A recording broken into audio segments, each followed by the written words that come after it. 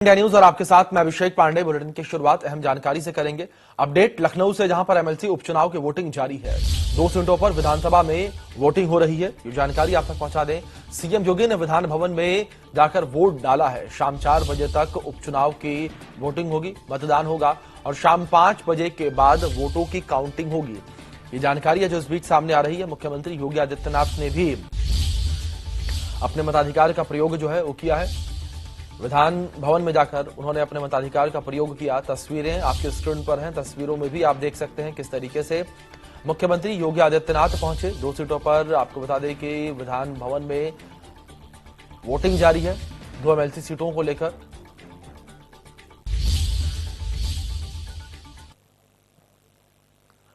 तो ग्राफिक्स के माध्यम से आपकी टीवी स्क्रीन पर कुछ जानकारियां पहुंचा दें। विधानसभा में बीजेपी के 255 सदस्य हैं। एमएलसी उपचुनाव की वोटिंग को लेकर अगर जानकारियां दे तो किसके पास कितने सदस्य हैं, तो बीजेपी के पास 255 सदस्य, सपा के पास 109, रालोद के पास 9 विधायक हैं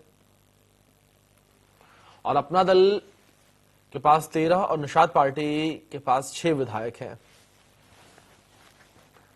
कांग्रेस के 2 और बसपा का 1 विधायक है। सुबह सपा के 6 और जनसत्ता दल के 2 विधायक हैं।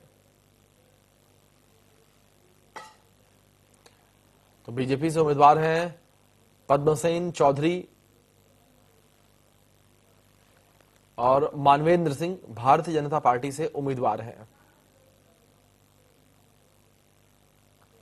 पद्मसेन चौधरी जो है भारतीय जनता पार्टी से उम्मीदवार हैं मिलते चुनाव के लिए और सपा उम्मीदवार रामजतन राजभर हैं। सपा ने उन्हें उम्मीदवार बनाया है और रामकरण निर्मल को उम्मीदवार बनाया गया है।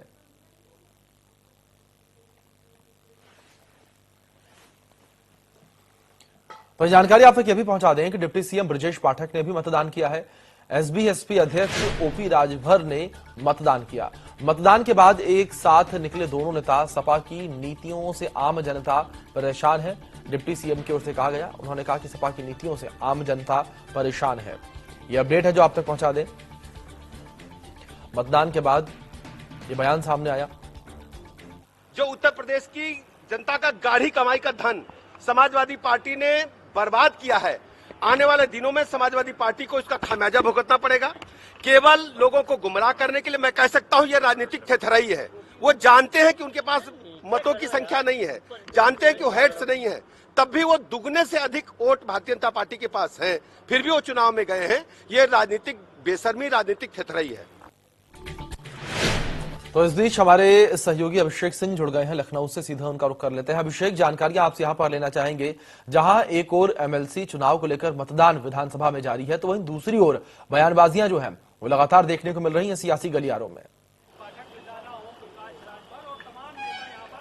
जी हाँ, बिल्कुल बयानबाजियों का दौर जारी है और साथ ही साथ अभी कुछ देर पहले एक तस्वीर हम इंडिया न्यूज के माध्यम से अपने दर्शकों को दिखा रहे हैं लगातार कि कैसे ओम प्रकाश राजभर और ब्रजेश पाठक बाहर निकले। कुछ देर बाद वो सीढ़ी पर खड़े थे और फिर कैसे ब्रजेश पाठक ने उनका हाथ उठाकर रेस किया, विक्ट्री का साइन दिखाया। ये सारे राजनीतिक समीकरण कई बार खुलते हुए नजर आते हैं इस तरह के चुनाव में, जब दूसरी पार्टियों को अपने मताधिकार का प्रयोग करना होता है, चाहे वो घटक दल के रूप में हो या फिर विपक्षी दल के रूप में हो। कई बार बात बनते बनते बिगड़ जाती है और बिगड़ते बिगड़ते इस तरह के चुनाव में बनती है। तो ये देखना होगा, जिस बात की उम्मीद की जा रही है कि भारतीय जनता पार्टी को उम्मीद से भी ज्यादा वोट मिलेंगे।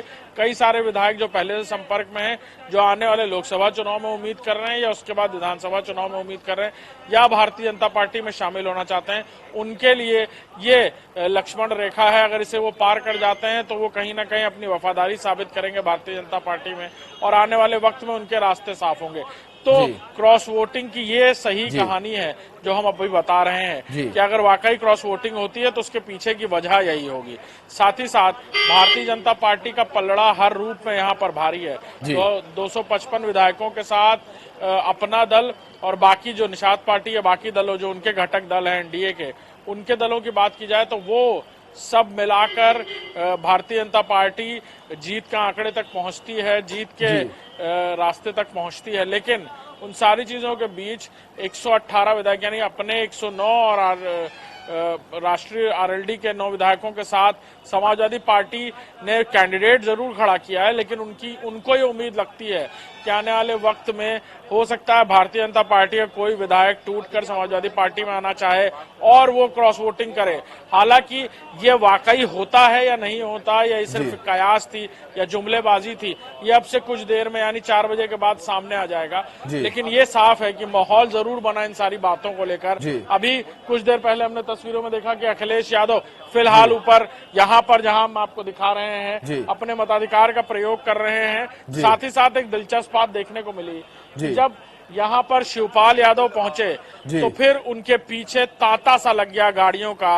हमने तस्वीरों में भी दिखाया कि लगातार एक के बाद एक गाड़ियां आना शुरू हुई। समाजवादी पार्टी के विधायकों को कहीं ना कहीं ये ताकीद की गई थी कि वो सब पार्टी कार्यालय पर पहुंचे, और जब शिवपाल यादव निकलेंगे तो उनके पीछे पीछे सभी लोग गाड़ियां लगाकर एकदम साथ में पहुंचे विधानसभा तक।